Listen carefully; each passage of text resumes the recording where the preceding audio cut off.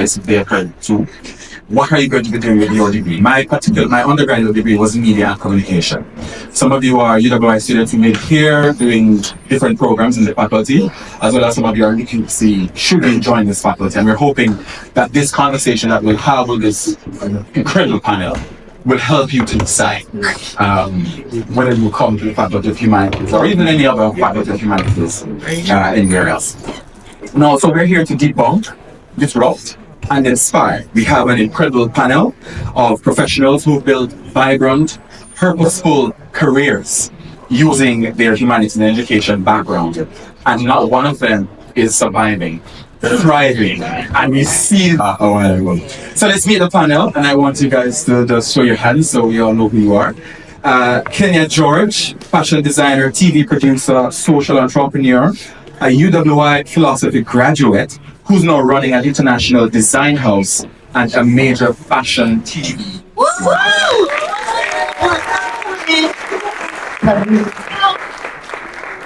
Manu Fagan, veteran educator, Dean of Discipline at Calabar High School, actor, coach, and advocate.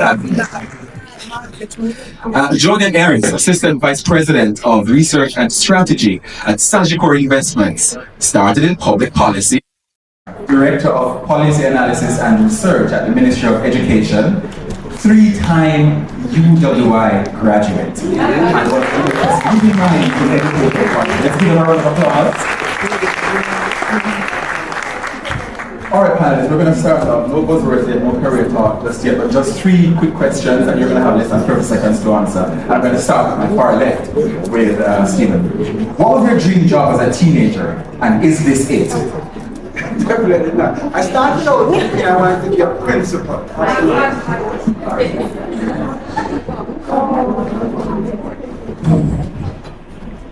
I started out thinking that I wanted to be a principal. I got into Teachers College, I became a teacher, I went on to do a master's in history, and moving from a master's in history, I walked right into the Planning Institute of Jamaica, where I wrote books on education. I thought that was the job when I got Ding, ding, ding, 30 seconds. No, continue. What was your dream job as a teenager, and is this it? Okay, as a teenager, my plan was to go to law school, couldn't afford it. Decided that, okay, I would go into teaching and use it as a stepping stone. Stepped into the classroom, got hooked. I know my dream job. Amazing. Kenya. My dream job was to be an actress. I'm not acting. And then, coming out of high school, I decided I wanted to be a hotel manager. That didn't happen, and then I intended to pursue law. That didn't work out, ended up coming to UWI, and I found philosophy and just fell in love. We hear more. It's intriguing from them three so far. Yes. Okay, hi everyone. So my dream initially, doctor, like the traditional.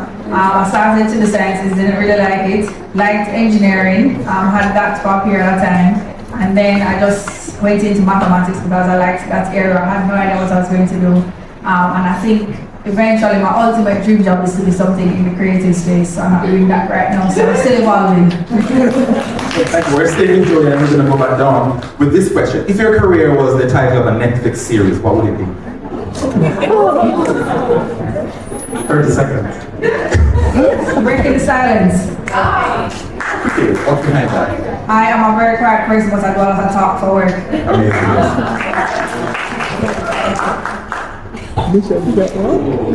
Be designing philosopher. Flying high. What's behind that?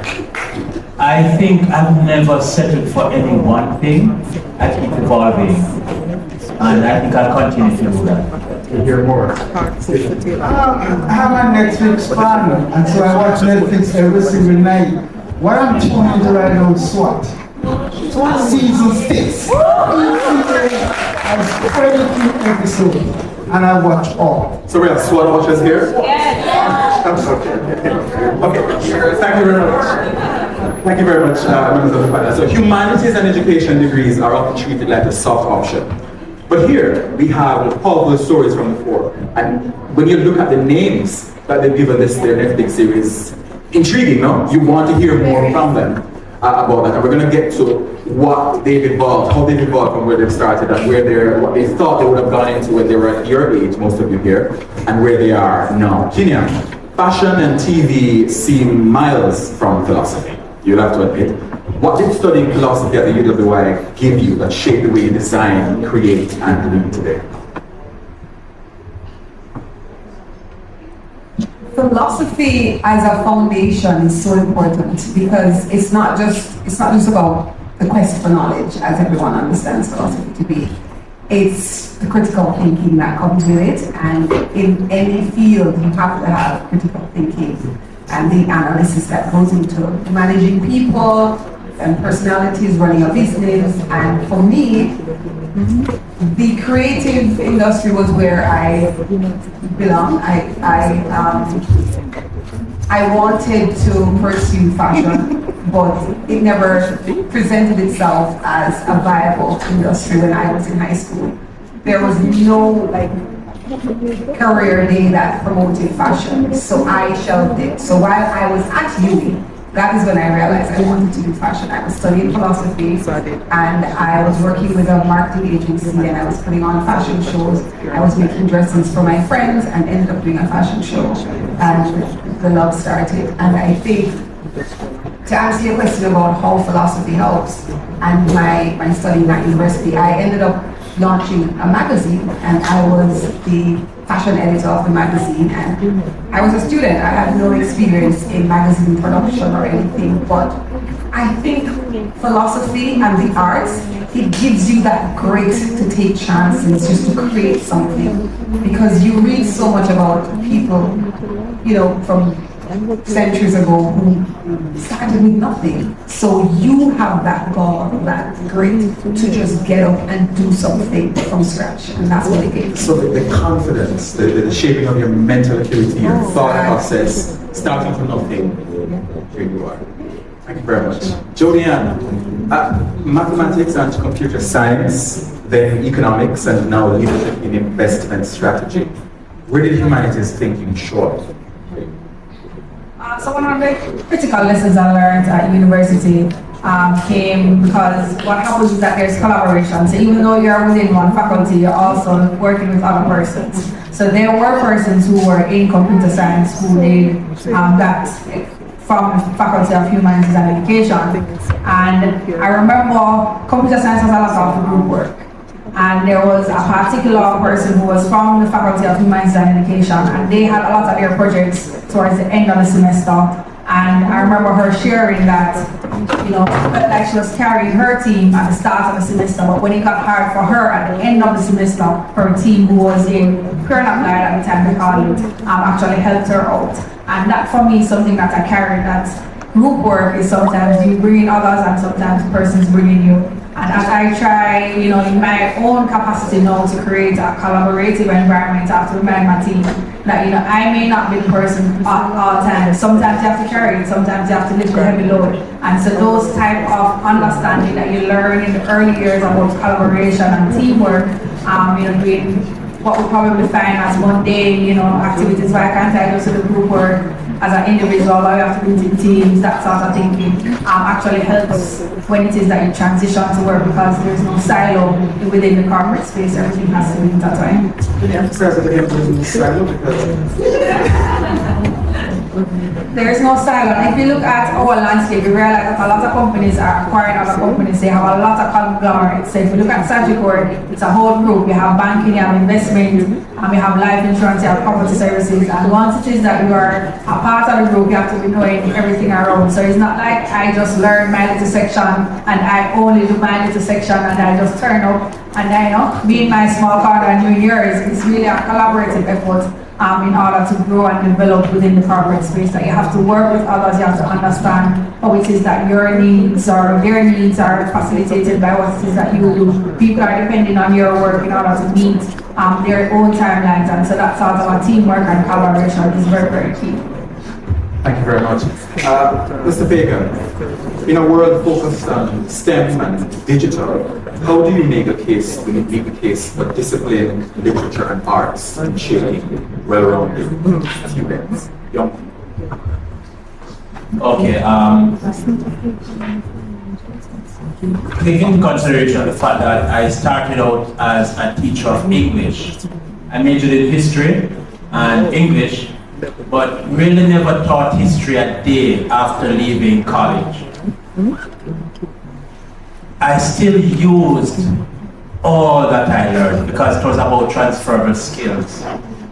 And over the years, I have come to appreciate the importance of discipline, which some define on one hand as the ability to change, while at the same time, it might be defined as the ability to remain the same. So when I left university, when I left college, still along the line of education, I went back to my alma mater as a teacher of English. Was always interested in sports. Never made the Manning Cup team. It was my dream, never did. However, the skill set that I acquired as an educator or in training helped me to understand what made people successful. It was important to know how people learn. And so I was able to go back to my school and I was asked to volunteer as a coach. I ended up taking that on, and I ended up being the most successful football coach at the school to this day. Football. I also was interested in the arts, and for me, that was a means of expression. And I had the experience of fitting into a character that I knew nothing about. My director, who had a vision. I also was able to latch on to that. And so to get a player to move from one level to the other required that same that approach in terms of believing that I can get that individual to become something or someone else. So the belief was important. The strategy was also important. But then discipline was critical, the underlying component, because if you're set in your ways, if you believe that you cannot do it, then you must understand that if you apply yourself, if you use a particular strategy, then it can happen. And so when we talk about science and technology, no matter what area it is, you must have a disciplined approach.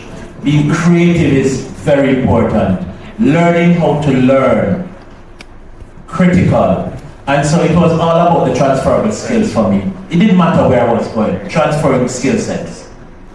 I understand as well that you're one of the longest serving deans of in the country. Yes, I am. And that's with discipline I mentioned. Sticking with that kind of career path. Yes, and it was also making a decision. I could have stayed in the classroom and succeed as a teacher of English, or I could step back and ensure that other teachers were able to succeed in their classroom, and in doing so everyone would have been able to succeed. And so to this day I can appreciate and relish doing that. I'll come to you in a moment, Stephen, but sticking with your bit,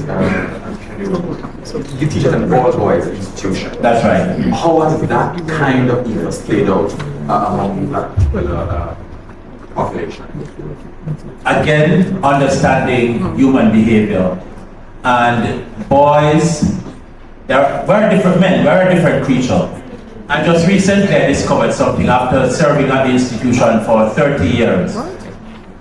I've been involved in chess as well, involved in martial arts, but recently I've been facilitating kickboxing at the school. And so we had Spirit Week, and a group has been coming to the school to do kickboxing, and the boys saw it on Instagram.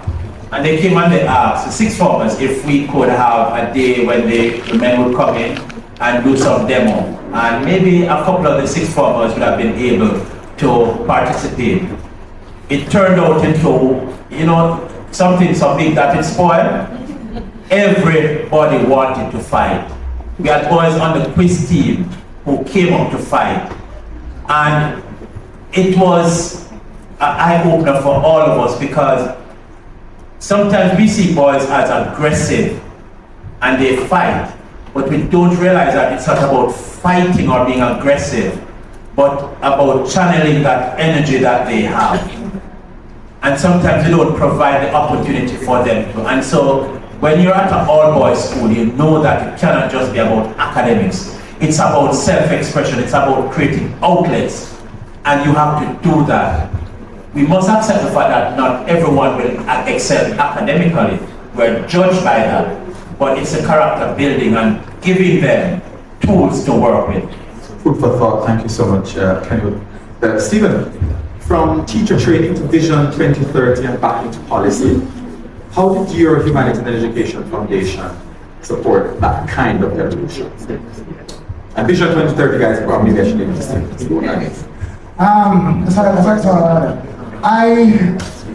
I could say that I'm a history buff. And so I did every history course you could think of on this campus. And as he said, history is my favorite subject. One subject I got an A for, in distinction in CSE. But so I became a history buff. And from the history buff, you know, history is involved in politics. I did a study some time ago, and I always remember. I did a study at the end of university, trying to query, would a third party ever succeed in Jamaica? That's the essence of the study. And my answer then was, that will never happen. And so I can say that I'm deeply involved in research. Research from that got me into university. I did a research on the number of schools in Jamaica who were upgraded, like McGrath. A number of schools who were upgraded from secondary school to high school, but nothing changed. And so my research about that whole transformation of secondary schools, what we call senior schools at the time, to high school, my study on that gave me a full view of what education is about. And so I got to the PIOJ, and I am now a technical secretary for the Vision 2030 education chapter. I'm leading people of influence in a room to put together a Vision 2030 plan. And I think I did a very good job at that. The Vision 2030 is alive. We're getting there. Some said we'll be a third world country in 2030. My thought at the time was that we'll be on the road, way on the road, to become a developed country by 2030. And so I've done the full gamut. Where I am now at the ministry is policy, and I'm loving it. The policies, I've been at the ministry for 3 years. And let me tell you the policies that I've written so far. I've written a dress and grooming policy for schools. What is a policy? A policy is a plan of activities that the government will sanction by way of parliament to say that in every school, these things ought to happen. So we're putting together a policy as to how students should dress and grooming, what they should look like. We've done diagrams. In my estimation, don't say I say, I would love students to decide what uniform they want to wear. So at the beginning of the year, I know what students now in a room big like this say, you know, we like to wear plaid this year.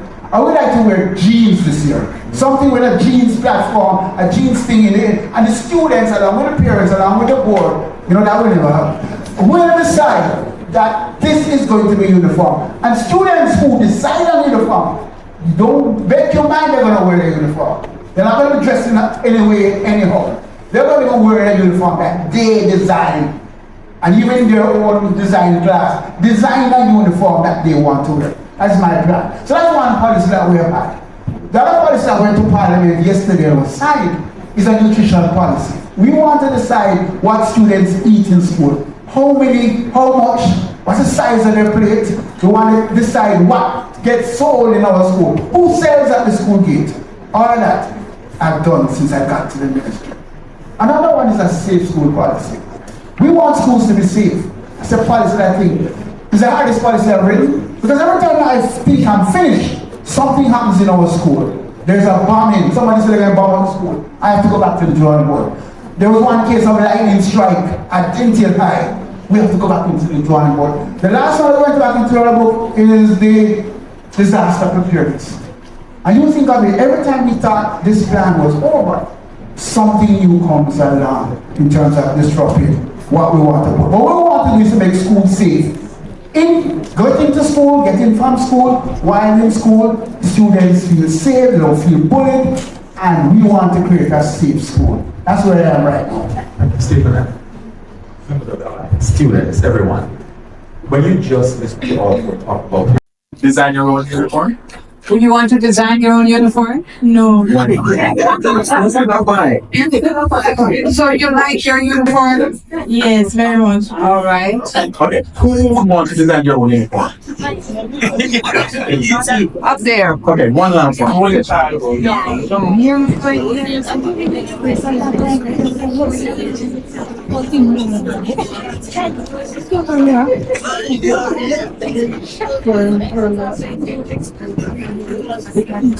And your name is introduced. My name is Ashanti Tracy. Yes. Well, some of the times the uniform is uncomfortable.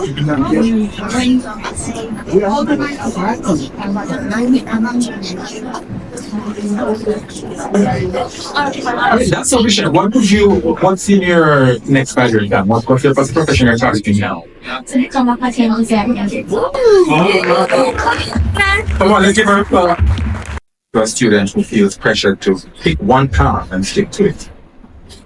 So remember, life is a journey, right? And I know we're in that age where we say things look simple online and you're watching and it seems like everybody has it all together. But remember that everybody has their struggles and everybody's figuring it out as they go along.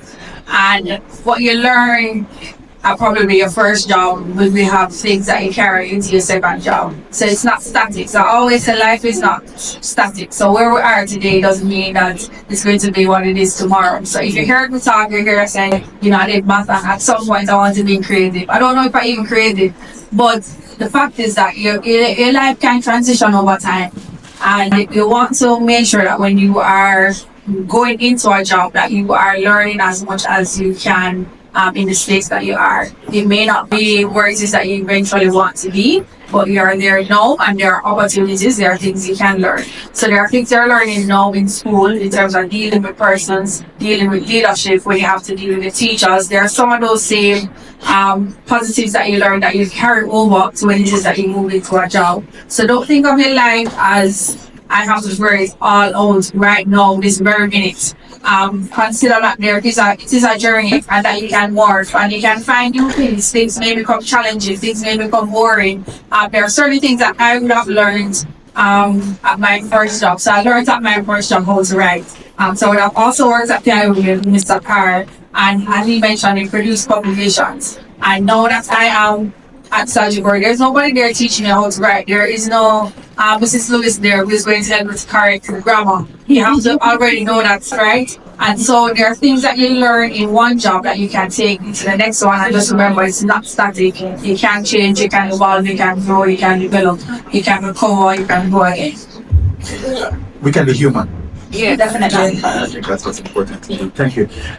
You also talk about transferable skills, and you spoke about the 30 years at Calabar, but also theatre, football, national advocacy. How important is diversity of experience in building fulfilling life in education? Well, look at it this way.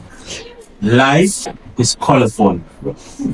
And at the end of the day, we are balancing many things at the same time. Some of us are parents. That in itself is a full-time career, right? Some of us are in the classroom. Some of us are operating at the policy level. And so, and I would like to speak directly to the students in here. Sometimes you limit yourself. You cannot do your SBA because you have some other activity. If you're going to function in the real world, you have to learn to compartmentalize and meet deadlines. And we have to adjust, and we have to focus on several things all at the same time and do very well at all of them. You cannot put one to sit down or wait on the other. And so you have to be flexible. You have to be versatile and also be able to adapt.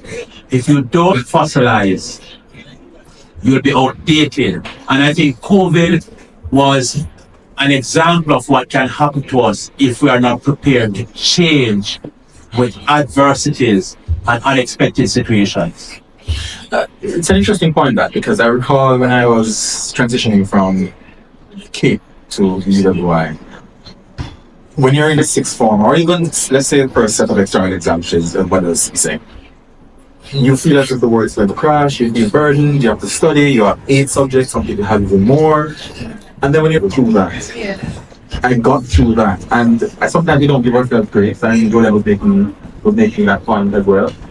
And we talk about compartmentalizing, which is important because sometimes we think we can chop. Everything begins with a simple hack, just one hack at a time, and then the entire thing comes down, whatever that is the burden, whatever the difficulty or the challenge that we have. And that's something that we want you to take away from this forum. And the particular studies that our panelists have engaged here, you hear them talk about how that has allowed them to engage with new professions, new skills, not feeling completely downcast at first, but taking it a step at a time. Stephen, you've seen the policy ecosystem from nearly every angle. What's one career shift you never expected and are now glad that happened? Career shift. Some time ago I tried to look at all the careers that I've done. And I started off a teacher, I went to a lecturer, I went to an educational planner, I went to a college lecturer, I went to a policy analysis. I'm not a director at the Ministry of Education. And so I'm directing policies, I'm directing analysis, I'm directing statistics. I'm in charge of a unit that also produce any statistics about the Ministry of Education. And I started in statistics at the Planning Institute of Jamaica. And so what I'm doing now is like, I don't have to study, I don't even have to think about it. I've done this all my life. So where I am now in terms of directing a unit that's responsible for statistics, for policy, for analysis, I think I'm at the apex of where I want to be. I don't want to be a principal anymore. I make more money than a principal. And so right now I think that where I am is where I want to be. Part of business and fashion, it's a lot of technical. I didn't study fashion initially. I didn't study fashion until I finished uni and went to London to study fashion design. But I pursued fashion regardless because I had a knack for it and I had that drive to just pursue it regardless. Thank you. Any question to any member or panel? You have a burning question. You have something that you need to clarify, something you heard, I didn't follow up on it, and that you want to ask. Any questions or comments? If you have an observation or a comment, something to contribute, or should I give you a call? When you're in class, the teacher calls on you. Nobody? Here, you have a question. Okay, yes. Come on.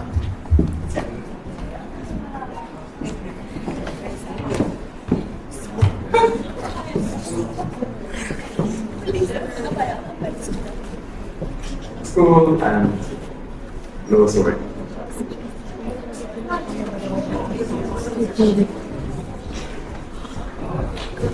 Good afternoon. So, previously you said about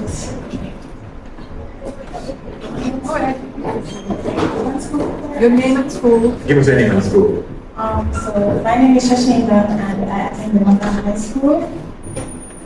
So earlier You don't know the name of the point. you were talking about your vision for 2030 and how you'd like to see Jamaica develop. So I have a question. You're fine, go ahead. So how can a space be created in Jamaica to support students, which is their desired careers to limited availability or high competitiveness of certain college courses? Certain college courses? Yeah. Bring back the mic, please. Or take another question and then bring back the mic. Wait, is there any other question? Adrian, let's take another question here before we do that. Right here. Oh, great. So good afternoon, everyone. So, a question for Sir. I am Taiti Broad. I am an educator at the Maga High School. So, you spoke to the fact that students, you emphasize the importance of flexibility for students in completing assignments and SBAs, which is commendable. However, what advice or support systems would you recommend for students who are silently battling emotional trauma or mental challenges that affect their academic performance? Because as an educator, these are some of the issues we face in the classroom. So what advice would you give to these students?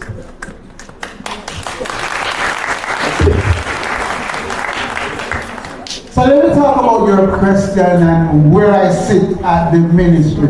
Where I sit at the ministry, we're currently putting together a higher education policy. This policy will ensure that any sector that the government thinks ought to be pushed forward. So for example, cultural industry is one of the sectors that government is pushing forward as being able to make money for Jamaica. We are advocating that all the students who pursue cultural education gets there free. So the government will offer you a scholarship for you to do those programs that we think is important to the country's future. If you want to do something about history or archaeology, you're going to have to pay for that. But if you want something that we think is of value to the country, Come on. I'm sorry. Whoa. This country does not have it. History is still important. And Yes, important. JNHT can't find the archaeologists that they need. Thank you. So, that the area that you think you want to pursue, find out from your school, find out from the university, whether that's one of the areas that government is covering free of cost. And right now we offer free of cost every program up to level 4. The minister spoke about it earlier. If you're in a community college and your program you're doing is up to level 4, you can get that program free of cost. Thank you. All right? Can you the question of flexibility? Okay, as it relates to flexibility, one of the things about education that I value is the fact that when it comes down to teaching, you learn to pay attention to factors or variables that can impact learning, whether it's socio-economical, whether it's physical, whether it has to do with being a minority group, whether it's language barrier, all of these. And any institution that we have, if it's going to be caring and facilitating, then students' welfare must be prioritized. Before we can move toward Bloom's taxonomy and achieving academic excellence, we have to cater to the needs of individuals. And we saw this again during COVID, when care packages were provided. I believe that we should get to a place, and I'm speaking to some of the policymakers now, where students entering high school should be able to get testing, because some of our children have learning disabilities and challenges, and they are never discovered until later on in their schooling. And when discovered early, the support can be provided. And so I agree with you that we have to take care of our children's needs, and it goes right across the board. And I'll say this frankly, we cannot rely on parents, because many parents don't have what it takes, whether physically, financially, or experientially. And so as educators, we have to play that role. We have to accept the fact that we are parents as well to these children. I don't know if I've answered your question. Thank you very much, Stephen. I want to add to that point. What we're working on also, and I should be really showing it to the public, is a special education policy. That policy will ensure that in every school, for those students who have special needs, there is somebody to shadow that person. So a number of prep schools have shadows already, primary schools. Now we also want to look at testing, where we're creating testing sites all over Jamaica. We only have 3 so far. And what we want to do is create an opportunity to test students, to know where they are, I am a father for an autistic child, and I know what it means. He needed to be tested. I couldn't find anybody to test it. And when I did find somebody to test it, they're charging me a whole heap of money. But that's something I think we ought to be looking at. And so I got him tested. And when I got him tested, remarkably, this little boy was on the lower stage of the autistic spectrum. He's the brightest boy that the assessor had ever seen. So he's 36 months, but his intelligence is at 48. I found that he's a genius. He's a genius, but he's on the spectrum.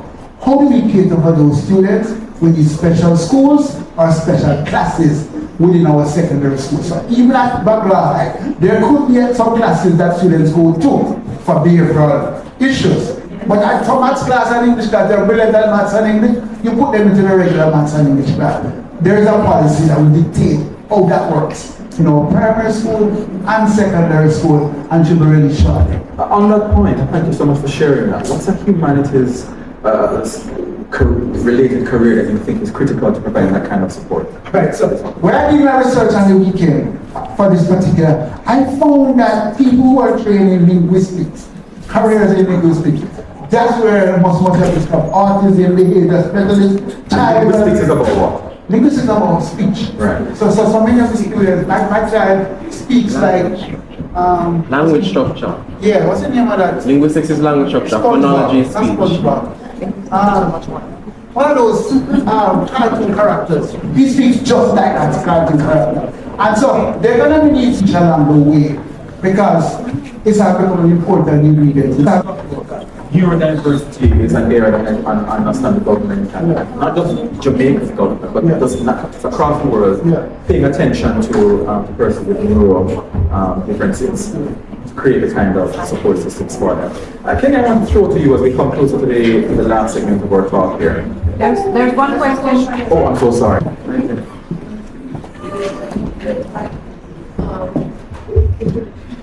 Good afternoon, I'm Claudia Williams McBean. I'm lecturer in the School of Education and coordinator of undergraduate studies. I just wanted to add to your response to the students about what can they do if they can't make it into a field that is competitive.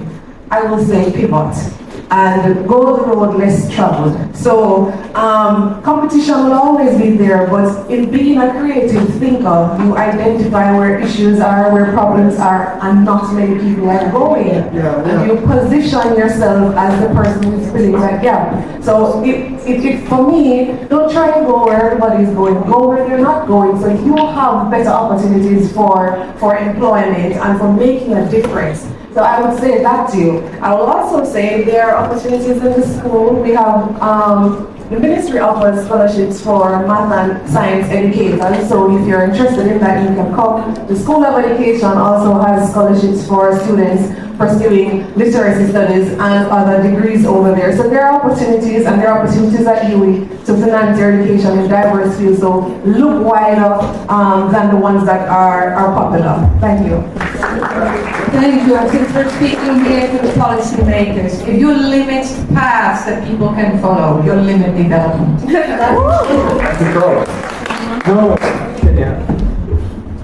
What's the most students should shun at today's job market? And especially those who are considering coming. I think I said it before, and it's creative and critical thinking world, because the world is changing, and AI is careers that we studied for 10 years ago, 5 years ago, is not in demand anymore, going to be obsolete soon. And I believe we all have to embrace the humanities more, because it allows you to just delve deeper and think critically. And if I have a way to give an example, so for instance, I'm in television production as well, and what I observed in television production, there are systems. This is how it's done, this is how it's done, this is how it's done. And if I followed those systems, Mission Catwalk would never have been successful, because television production is extremely expensive, and what we were doing required so much money that it was unsustainable. And we had to sit and figure out how to make it sustainable, and it was that critical thinking, that creative thinking that brought us to a point where we figured out okay, we are not a talking head show where we can film multiple episodes in one day to cut cost.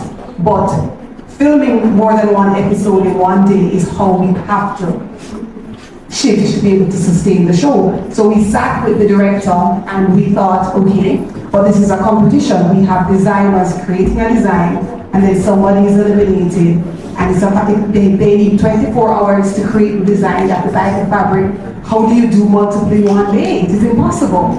And we sat and we thought about it because the most expensive part of producing the show was the runway show, because you need the lights and the camera and the models and additional crew. And we saw where, okay, if we can figure out how to cut that, you're probably not even guessing where we're going. We ended up filming multiple episodes in a day without affecting the creative process of the show. So what we did, and this is a secret you're all getting here, do not tell anyone.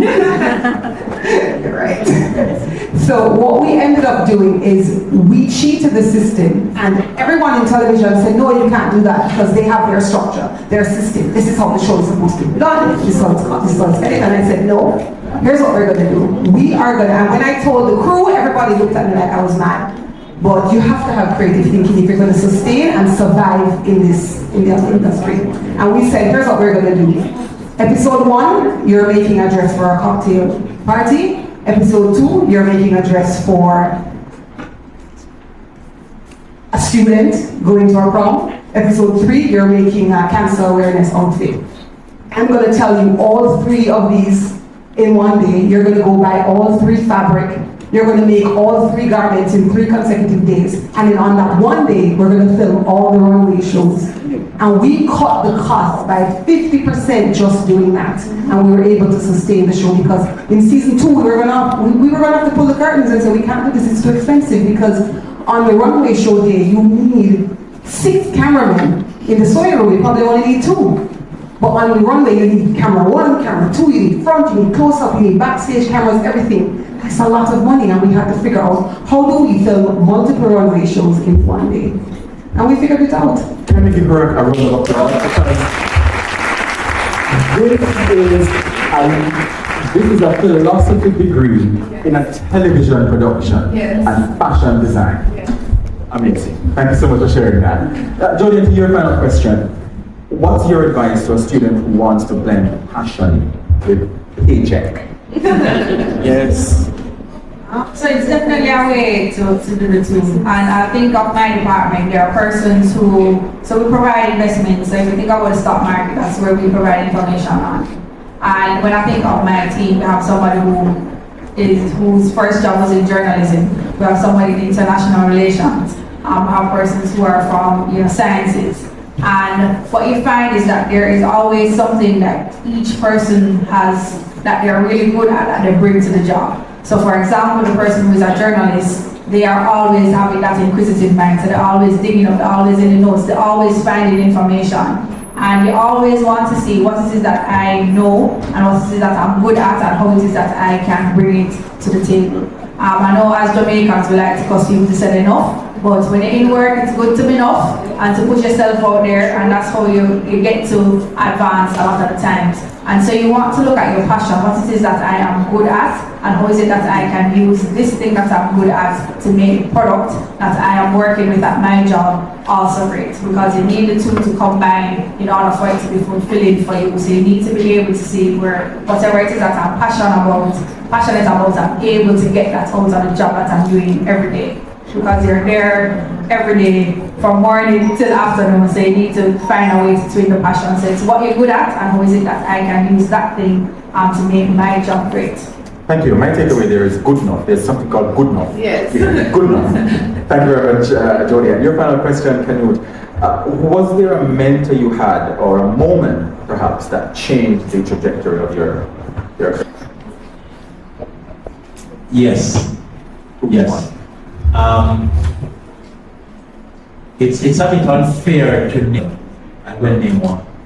And the person is none other than Keith Noel. San Diego, right. Keith Noel was at Calabar at the time. He was my vice principal. I was having issues, family issues. with my mother actually, and he said something to me that stayed with me and is still a part of my life to this day, and it helps me as an educator. He sat me down with my mother and he said to me, I should look at her. She's already set in her ways and she'll not change. I must adopt and I must change, and the relationship will be better. And it actually worked. It actually worked. While I'm at that though, allow me to thank Dr. Gentles, who was my research lecturer when I was here. And I don't think she knew it, but I actually did the course twice.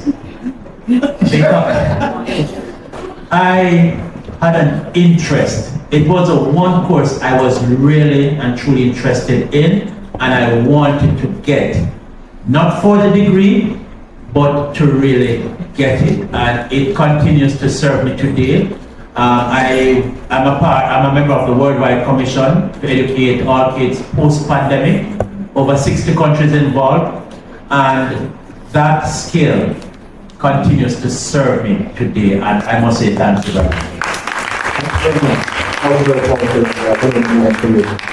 And your final question, Stephen, to you. What's one mistake you made early in your career that you learned from? We're assuming you're human. Yeah, a mistake. To be honest, or a moment of difficulty. Difficulty, yeah, that's cool. So I started a master's program at the University of the West Indies while working at a teacher's college in Montego Bay.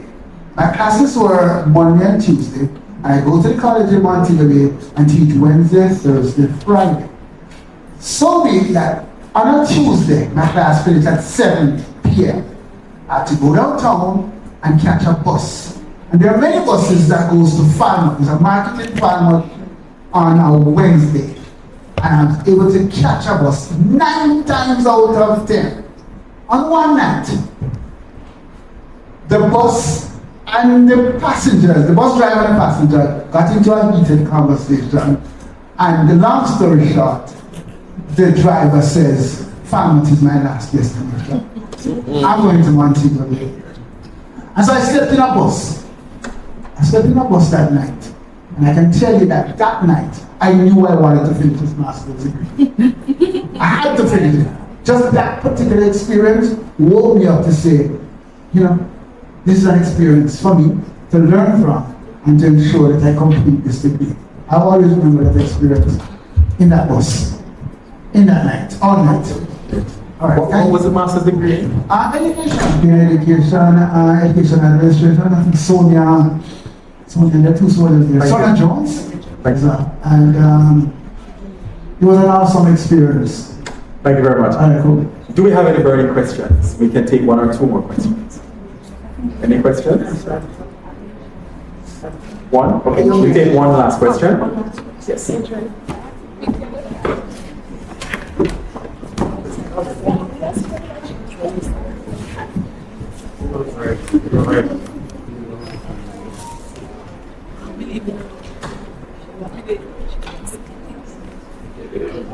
Good afternoon, everyone. My name is Elisa Ellis and I attend the Margaret High.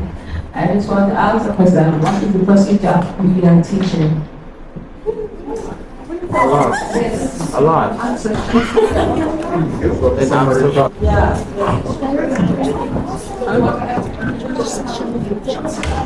Alright, certainly the best place for you to become a teacher, learn how to become a teacher is here in the School of Education, the Faculty of Humanities and Education. Yes.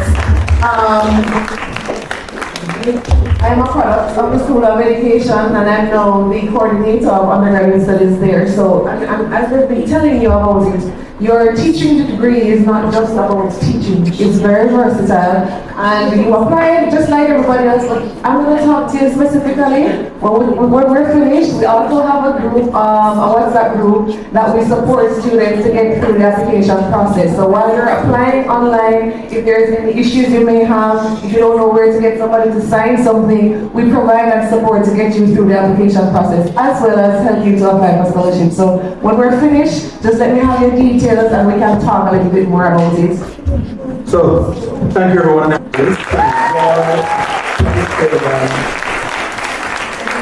Julia Ferris and Stephen Carr. They showed us that a degree in humanities or education is not a limitation, but a launch pad. And for you as students, the world needs thinkers, dreamers, strategists, storytellers, teachers, just like you. And the future is for you to shape. Thank you also for attending and enjoy the rest of the expo. I am moderator.